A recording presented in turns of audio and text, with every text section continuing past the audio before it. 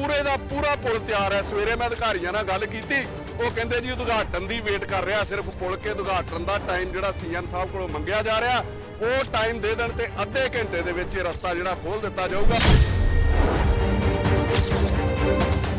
Credit ਵਾਰ ਹੈ ਇਹਦੇ ਵਿੱਚ ਬੀਜੇਪੀ ਵਾਲੇ ਆਉਂਦੇ ਨੇ, ਉਹ ਕਹਿੰਦੇ ਨੇ ਜੀ ਇਹ ਰੇਲਵੇ ਦੇ ਉੱਤੋਂ ਦੀ ਪੁਲ ਜਿਹੜਾ ਬਣਾਇਆ ਗਿਆ ਉਹਦੀ ਸੈਂਕਸ਼ਨ ਜਿਹੜੀ ਅਸੀਂ ਕਰਾਈ ਹੈ। ਕਾਂਗਰਸ ਵਾਲੇ ਆਉਂਦੇ ਨੇ, ਉਹ ਕਹਿੰਦੇ ਜੀ ਇਹ ਪੁਲ ਸਾਡੇ ਵੇਲੇ ਦੀ ਰੂਪਰੇਖਾ ਤਿਆਰ ਕੀਤੀ ਗਈ, ਬਹੁਤੀ ਜਿਹੜੀ ਕੰਸਟਰਕਸ਼ਨ ਹੈ ਇਹਦੀ 90% ਉਹ ਸਾਡੇ ਵੇਲੇ ਕੀਤੀ ਗਈ, ਇਹ ਪੁਲ ਅਸੀਂ ਤਿਆਰ ਕੀਤਾ। ਆਮ ਆਦਮੀ ਪਾਰਟੀ ਵਾਲੇ ਕਹਿੰਦੇ ਨੇ ਕਿ ਇੱਥੇ ਸੀਐਮ ਸਾਹਿਬ ਆਉਣਗੇ, ਉਹ ਉਦਘਾਟਨ ਕਰਨਗੇ, ਉਹਨਾਂ ਨੂੰ ਕ੍ਰੈਡਿਟ ਮਿਲਣਾ ਚਾਹੀਦਾ। ਤੁਹਾਡੇ ਪੈਸੇ ਨਾਲ ਪੁਲ ਨਹੀਂ ਬਣਿਆ, ਤੁਸੀਂ ਕੋਈ ਆਪਣੀਆਂ ਜੇਬਾਂ ਦੇ ਵਿੱਚੋਂ ਪੈਸੇ ਥੋੜੀ ਖਰਚ ਕੀਤੇ ਨੇ। ਤੁਸੀਂ ਕਮ ਸੇ ਕਮ ਕ੍ਰੈਡਿਟ ਲਓ, ਪਰ ਸਾਨੂੰ ਜਨਤਾ ਨੂੰ ਇਹ ਅਹਿਸਾਸ ਨਾ ਕਰਾਓ ਕਿ ਇਹ ਪੁਲ ਤੁਸੀਂ ਕੋਲੋਂ ਬਣਾਇਆ।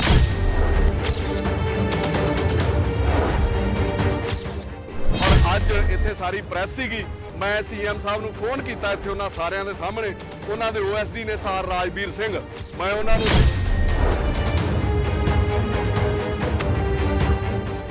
ਸਿਰਫ 10 ਮਿੰਟ ਲੱਗਣੇ ਨੇ ਤੁਹਾਨੂੰ ਇੱਥੇ ਆਉਂਦਿਆਂ। ਤੁਹਾਨੂੰ ਪੰਜਾਬ ਦੀ ਜਨਤਾ ਨੇ ਹੈਲੀਕਾਪਟਰ ਲੈ ਕੇ ਦਿੱਤਾ, ਉਹ ਸਾਡੇ ਲੋਕਾਂ ਦੇ ਪੈਸੇ ਦੇ ਨਾਲ ਹੈ, ਪਰ ਲੋਕਾਂ ਦੇ ਕੰਮ ਵੀ ਉਹਦੇ ਨਾਲ ਨਾਲ ਹੋਣੇ ਚਾਹੀਦੇ ਨੇ।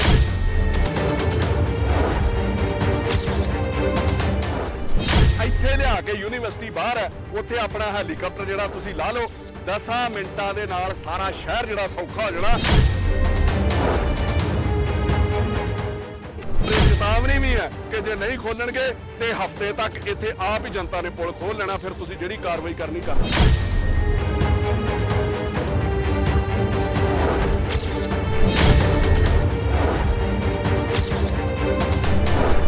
ਸਾਥੀਓ, ਆ ਜਿਹੜੀ ਜਗ੍ਹਾ ਦੇ ਉੱਤੇ ਅਸੀਂ ਸਾਰੇ ਖੜੇ ਆ, ਇਹ ਪੁਤਲੀ ਘਰ ਦਾ ਇਲਾਕਾ ਹੈ, ਬਹੁਤ ਮਸ਼ਹੂਰ ਜਿਹੜਾ ਸ਼ਹਿਰ ਦਾ ਏਰੀਆ ਨੂੰ 22 ਨੰਬਰ ਫਾਟਕ ਕਿਹਾ ਜਾਂਦਾ। ਇੱਥੋਂ ਪੁਲ ਦੇ ਪਰਲੇ ਪਾਸੇ ਜਾਓ ਤੇ ਖਾਲਸਾ ਕਾਲਜ ਹੈ, ਇੱਧਰ ਪੁਤਲੀ ਘਰ ਦਾ ਏਰੀਆ ਸਾਰਾ ਇਸਲਾਮਾਬਾਦ ਦਾ ਏਰੀਆ। ਔਰ ਇਹ ਪੁਲ ਦੀ ਮੈਂ ਤੁਹਾਨੂੰ ਦੱਸਣ ਲੱਗਾ ਕਿ ਕਿੱਥੋਂ ਇਹ ਸ਼ੁਰੂਆਤ ਹੋਈ ਇਹਦੇ ਬਣਨ ਦੀ ਔਰ ਕਿੱਥੇ ਆ ਕੇ ਰੁਕ ਗਿਆ। 2017 ਦੇ ਵਿੱਚ ਸਾਰ ਨਵਜੋਤ ਸਿੰਘ ਸਿੱਧੂ ਮੰਤਰੀ ਸੀਗੇ, ਕਾਂਗਰਸ ਦੇ ਮੰਤਰੀ ਬਣੇ ਔਰ 3-4 ਪੁਲਾਂ ਦੀ ਰੂਪਰੇਖਾ ਤਿਆਰ ਕੀਤੀ ਗਈ ਸ਼ਹਿਰ ਦੇ ਵਿੱਚ, ਜਿਹਦੇ ਵਿੱਚ ਇੱਕ ਇਹ ਵੀ ਪੁਲ ਸੀਗਾ, ਥੱਲੇ ਬਹੁਤ ਜ਼ਿਆਦਾ ਰਸ਼ ਤੇ ਬਹੁਤ ਜ਼ਿਆਦਾ ਰਸ਼ੀ ਏਰੀਆ ਨੇ। ਔਰ ਕੋਵਿਡ ਆ ਜਾਂਦਾ ਉਸ ਦੌਰਾਨ। ਕੋਵਿਡ ਦੇ ਵਿੱਚ ਕੰਮ ਜਿਹੜਾ ਸਾਲ ਡੇਢ ਸਾਲ ਸਾਰੀ ਦੁਨੀਆ ਹੀ ਬੰਦ ਹੋ ਗਈ ਸੀ, ਉਹ ਕਿਸੇ ਦੇ ਉੱਤੇ ਵੀ ਗੁੱਸਾ ਗੜਾ ਨਹੀਂ ਬਣਦਾ। ਸਾਲ ਡੇਢ ਸਾਲ ਇਹਦਾ ਕੰਮ ਬੰਦ ਰਹਿੰਦਾ।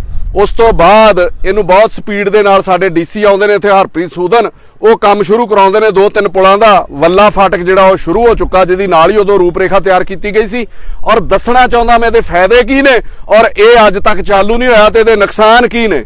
40% ਸ਼ਹਿਰ ਦਾ ਟ੍ਰੈਫਿਕ ਜਿਹੜਾ ਉਹ ਇਹਦੇ ਨਾਲ ਸੁਧਰ ਸਕਦਾ, ਕਿਉਂਕਿ ਬਾਹਰ ਸੜਕਾਂ ਦੇ ਉੱਤੇ ਬਹੁਤ ਜ਼ਿਆਦਾ ਰਸ਼ ਰਹਿੰਦਾ ਔਰ ਸ਼ਹਿਰ ਦੀ 60% ਪਾਪੂਲੇਸ਼ਨ ਇਹਦੇ ਆਲੇ ਦੁਆਲੇ ਰਹਿੰਦੀ ਹੈ, ਬਹੁਤ ਰਸ਼ੀ ਏਰੀਆ ਨੇ। ਔਰ ਸ਼ਾਮ ਨੂੰ ਟਾਰੀ ਬਾਰਡਰ ਤੇ ਜਦੋਂ 20-30 ਹਜ਼ਾਰ ਬੰਦਾ ਜਾਂਦਾ, ਉਹ ਪੁਤਲੀ ਘਰ ਚੌਂਕ ਦੇ ਵਿੱਚ ਜਾਮ ਲੱਗਦਾ ਜਿਹੜਾ ਇੱਥੋਂ ਦੀ ਜਾ ਸਕਦਾ। ਇਹਦੇ ਨਾਲ ਇਹਦੇ ਆਲੇ ਦੁਆਲੇ ਪੈਣ ਵਾਲੇ ਕਸਬੇ, ਸ਼ਹਿਰ ਤਰਨਤਾਰਨ, ਝਬਾਲ, ਅਟਾਰੀ, ਭਿੱਖੀਵਿੰਡ, ਉਹਨਾਂ ਲੋਕਾਂ ਨੂੰ ਵੀ ਜਿਹੜੀ ਇੱਥੇ ਬਹੁਤ ਜ਼ਿਆਦਾ ਸਹੂਲਤ ਮਿਲ ਸਕਦੀ ਆ। ਕਿਸੇ ਨੇ ਗੁਰਦੁਆਰਾ ਸ਼ਹੀਦਾਂ ਸਾਹਿਬ ਜਾਣਾ, ਕਿਸੇ ਨੇ ਹਰਮੰਦਰ ਸਾਹਿਬ ਜਾਣਾ, ਕਿਸੇ ਨੇ ਗੋਲਡਨ ਟੈਂਪਲ ਜਾਣਾ, ਜੱਲ੍ਹਿਆਂਵਾਲੇ ਬਾਗ ਜਾਣਾ, ਉਹ ਸਾਰੇ ਲੋਕਾਂ ਨੂੰ ਇਹਦੀ ਸੁੱਖ ਸਹੂਲਤ ਮਿਲ ਸਕਦੀ ਆ। ਉਸ ਤੋਂ ਵੀ ਉੱਪਰ ਆ ਜਾਓ, ਜੋ ਅਸੀਂ ਖਾਂਦੇ ਆ, ਮਤਲਬ ਕਿਸਾਨ ਪੈਡੀ ਸੀਜ਼ਨ ਜਿਹੜਾ ਚੱਲ ਰਿਹਾ, ਕਣਕ ਦਾ ਸੀਜ਼ਨ ਹੈ, ਕਿੰਨਾ ਵਲ ਕੇ ਕਿੰਨੀ ਟ੍ਰੈਫਿਕ ਦੇ ਵਿੱਚੋਂ ਟਰੈਕਟਰ ਟਰਾਲੀਆਂ ਜਾ ਰਹੇ ਨੇ ਔਰ ਕਿੰਨਾ ਜਿਹੜਾ ਤੇਲ ਵੀ ਵੇਸਟ ਹੁੰਦਾ ਔਰ ਟਾਈਮ ਵੀ ਜਾਇਆ ਹੁੰਦਾ ਔਰ ਸ਼ਹਿਰ ਦੇ ਵਿੱਚ ਜਾਮ ਵੀ ਜਿਹੜਾ ਲੱਗਦਾ, ਉਹ ਸਾਰੀਆਂ ਚੀਜ਼ਾਂ ਦੀ ਸਹੂਲਤ ਇੱਥੇ ਜਿਹੜੀ ਮਿਲ ਸਕਦੀ ਹੈ ਇਸ ਪੁਲ ਦੇ ਚਾਲੂ ਹੋਣ ਨਾਲ। 24 ਕਰੋੜ ਰੁਪਏ ਦੀ ਲਾਗਤ ਦੇ ਨਾਲ ਇਹ ਜਿਹੜਾ ਪੁਲ ਤਿਆਰ ਕੀਤਾ ਗਿਆ। ਔਰ ਅਗਲੇ ਪਾਸੇ ਲੋਹਗੜ੍ਹ ਪੁਲ ਪੈਂਦਾ, ਜਿਹਨੂੰ ਲੋਹਗੜ੍ਹ ਬ੍ਰਿਜ ਕਹਿੰਦੇ ਨੇ, ਉਹ ਬੰਦ ਹੈ, ਰੀਗੋ ਬ੍ਰਿਜ। ਉੱਥੋਂ ਹੈਵੀ ਟ੍ਰੈਫਿਕ ਨਹੀਂ ਲੰਘਦੀ ਤੇ ਸਾਰਾ ਸ਼ਹਿਰ ਜਿਹੜਾ ਉਹ ਜਾਮ ਰਹਿੰਦਾ। ਟ੍ਰੈਫਿਕ ਦੀ ਸਮੱਸਿਆ ਜਿਹਦੇ ਵਿੱਚ ਰਹਿੰਦੀ ਆ, ਉੱਥੋਂ ਹੈਵੀ ਟ੍ਰੈਫਿਕ ਬੰਦ ਕਰ ਦਿੱਤੀ ਗਈ। ਇਹ ਪੁਲ ਜਿਹੜਾ ਚਾਲੂ ਹੋਣਾ ਚਾਹੀਦਾ ਸੀਗਾ, ਸਿਰਫ ਪੂਰੇ ਦਾ ਪੂਰਾ ਪੁਲ ਤਿਆਰ ਹੈ। ਸਵੇਰੇ ਮੈਂ ਅਧਿਕਾਰੀਆਂ ਨਾਲ ਗੱਲ ਕੀਤੀ, ਉਹ ਕਹਿੰਦੇ ਜੀ ਉਦਘਾਟਨ ਦੀ ਵੇਟ ਕਰ ਰਿਹਾ, ਸਿਰਫ ਪੁਲ ਕੇ ਉਦਘਾਟਨ ਦਾ ਟਾਈਮ ਜਿਹੜਾ ਸੀਐਮ ਸਾਹਿਬ ਕੋਲੋਂ ਮੰਗਿਆ ਜਾ ਰਿਹਾ ਉਹ ਟਾਈਮ ਦੇ ਦੇਣ ਤੇ ਅੱਧੇ ਘੰਟੇ ਦੇ ਵਿੱਚ ਇਹ ਰਸਤਾ ਜਿਹੜਾ ਖੋਲ ਦਿੱਤਾ ਜਾਊਗਾ।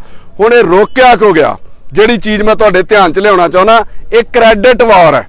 ਇਹਦੇ ਵਿੱਚ ਬੀਜੇਪੀ ਵਾਲੇ ਆਉਂਦੇ ਨੇ, ਉਹ ਕਹਿੰਦੇ ਨੇ ਜੀ ਇਹ ਰੇਲਵੇ ਦੇ ਉੱਤੋਂ ਦੀ ਪੁਲ ਜਿਹੜਾ ਬਣਾਇਆ ਗਿਆ ਉਹਦੀ ਸੈਂਕਸ਼ਨ ਜਿਹੜੀ ਅਸੀਂ ਕਰਾਈ ਹੈ। ਕਾਂਗਰਸ ਵਾਲੇ ਆਉਂਦੇ ਨੇ, ਉਹ ਕਹਿੰਦੇ ਜੀ ਇਹ ਪੁਲ ਸਾਡੇ ਵੇਲੇ ਦੀ ਰੂਪਰੇਖਾ ਤਿਆਰ ਕੀਤੀ ਗਈ, ਬਹੁਤੀ ਜਿਹੜੀ ਕੰਸਟਰਕਸ਼ਨ ਹੈ ਇਹਦੀ 90% ਉਹ ਸਾਡੇ ਵੇਲੇ ਕੀਤੀ ਗਈ, ਇਹ ਪੁਲ ਅਸੀਂ ਤਿਆਰ ਕੀਤਾ। ਆਮ ਆਦਮੀ ਪਾਰਟੀ ਵਾਲੇ ਕਹਿੰਦੇ ਨੇ ਕਿ ਇੱਥੇ ਸੀਐਮ ਸਾਹਿਬ ਆਉਣਗੇ, ਉਹ ਉਦਘਾਟਨ ਕਰਨਗੇ, ਉਹਨਾਂ ਨੂੰ ਕ੍ਰੈਡਿਟ ਮਿਲਣਾ ਚਾਹੀਦਾ। ਮੈਂ ਇੱਕ ਗੱਲ ਕਹਿਣਾ ਚਾਹੁੰਦਾ, ਤੁਸੀਂ ਤਿੰਨੇ ਹੀ ਕ੍ਰੈਡਿਟ ਲਓ ਯਾਰ, ਤੁਹਾਡਾ ਤਿੰਨਾਂ ਪਾਰਟੀਆਂ ਦਾ ਬਹੁਤ ਬਹੁਤ ਧੰਨਵਾਦ। ਇਹ ਕੋਈ ਤੁਹਾਡੇ ਪੈਸੇ ਨਾਲ ਪੁਲ ਨਹੀਂ ਬਣਿਆ, ਤੁਸੀਂ ਕੋਈ ਆਪਣੀਆਂ ਜੇਬਾਂ ਦੇ ਵਿੱਚੋਂ ਪੈਸੇ ਥੋੜੀ ਖਰਚ ਕੀਤੇ ਨੇ। ਤੁਸੀਂ ਕਮ ਸੇ ਕਮ ਕ੍ਰੈਡਿਟ ਲਓ, ਪਰ ਸਾਨੂੰ ਜਨਤਾ ਨੂੰ ਇਹ ਅਹਿਸਾਸ ਨਾ ਕਰਾਓ ਕਿ ਇਹ ਪੁਲ ਤੁਸੀਂ ਕੋਲੋਂ ਬਣਾਇਆ। ਤੁਸੀਂ ਆਓ ਤੇ ਸਹੀ, ਤਿੰਨੇ ਪਾਰਟੀਆਂ ਵਾਲੇ ਇੱਥੇ ਆ ਕੇ ਤੇ ਇਹਦਾ ਉਦਘਾਟਨ ਜਿਹੜਾ ਕਰ ਦਿਓ। ਸਿਰਫ ਸੀਐਮ ਸਾਹਿਬ ਦੀ ਵੇਟ ਕਰਕੇ ਜਿਹੜਾ ਇਹ ਪੁਲ ਚਾਲੂ ਨਹੀਂ ਕੀਤਾ ਜਾ ਰਿਹਾ। ਔਰ ਅੱਜ ਇੱਥੇ ਸਾਰੀ ਪ੍ਰੈਸ ਸੀਗੀ, ਮੈਂ ਸੀਐਮ ਸਾਹਿਬ ਨੂੰ ਫੋਨ ਕੀਤਾ ਇੱਥੇ ਉਹਨਾਂ ਸਾਰਿਆਂ ਦੇ ਸਾਹਮਣੇ, ਉਹਨਾਂ ਦੇ ਓਐਸਡੀ ਨੇ ਸਰ ਰਾਜਵੀਰ ਸਿੰਘ, ਮੈਂ ਉਹਨਾਂ ਨੂੰ ਰਿਕੁਐਸਟ ਕੀਤੀ ਕਿ ਮੈਂ ਸੀਐਮ ਸਾਹਿਬ ਦੀ ਉਹਨਾਂ ਦੀ ਇਮਾਨਦਾਰੀ ਕਰਕੇ ਇੱਜ਼ਤ ਕਰਦਾ ਕਿ ਸਾਲ ਡੇਢ ਸਾਲ ਦੇ ਵਿੱਚ ਉਹਦੇ ਉੱਤੇ ਕੋਈ ਕਰਪਸ਼ਨ ਦਾ ਦੋਸ਼ ਨਹੀਂ ਤੇ ਬਹੁਤੇ ਪੋਲੀਟੀਸ਼ੀਅਨ ਨੂੰ ਮੈਂ ਫੋਨ ਕਰਦਾ ਨਹੀਂ ਇਸ ਲਹਿਜੇ ਦੇ ਨਾਲ। ਮੇਰੀ ਤੁਹਾਨੂੰ ਰਿਕੁਐਸਟ ਹੈ ਕਿ ਆ ਜਲੰਧਰ ਦੇ ਵਿੱਚ ਤੁਸੀਂ 70-80 ਕਿਲੋਮੀਟਰ ਦੇ ਉੱਤੇ ਇਲੈਕਸ਼ਨ ਲੜ ਰਹੇ ਹੋ, ਸਿਰਫ 10 ਮਿੰਟ ਲੱਗਣੇ ਨੇ ਤੁਹਾਨੂੰ ਇੱਥੇ ਆਉਂਦਿਆਂ। ਤੁਹਾਨੂੰ ਪੰਜਾਬ ਦੀ ਜਨਤਾ ਨੇ ਹੈਲੀਕਾਪਟਰ ਲੈ ਕੇ ਦਿੱਤਾ, ਉਹ ਸਾਡੇ ਲੋਕਾਂ ਦੇ ਪੈਸੇ ਦੇ ਨਾਲ ਹੈ, ਪਰ ਲੋਕਾਂ ਦੇ ਕੰਮ ਵੀ ਉਹਦੇ ਨਾਲ ਨਾਲ ਹੋਣੇ ਚਾਹੀਦੇ ਨੇ। ਇੱਥੇ ਲਿਆ ਕੇ ਯੂਨੀਵਰਸਿਟੀ ਬਾਹਰ ਹੈ, ਉੱਥੇ ਆਪਣਾ ਹੈਲੀਕਾਪਟਰ ਜਿਹੜਾ ਤੁਸੀਂ ਲਾ ਲਓ, 10 ਮਿੰਟਾਂ ਦੇ ਨਾਲ ਸਾਰਾ ਸ਼ਹਿਰ ਜਿਹੜਾ ਸੌਖਾ ਹੋ ਜਾਣਾ, ਸਾਰੇ ਸ਼ਹਿਰ ਨੂੰ ਜਿਹੜੀ ਸਹੂਲਤ ਮਿਲ ਜਾਣੀ ਹੈ।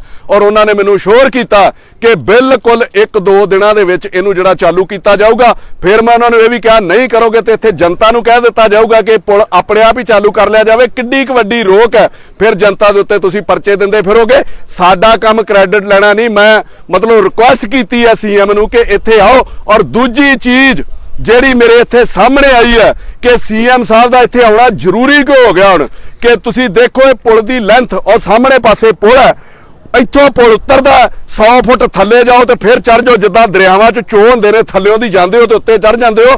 ਇਹ ਪੁਲ ਉਸ ਪੁਲ ਦੇ ਨਾਲ ਵੀ ਮਿਲ ਸਕਦਾ ਸੀਗਾ।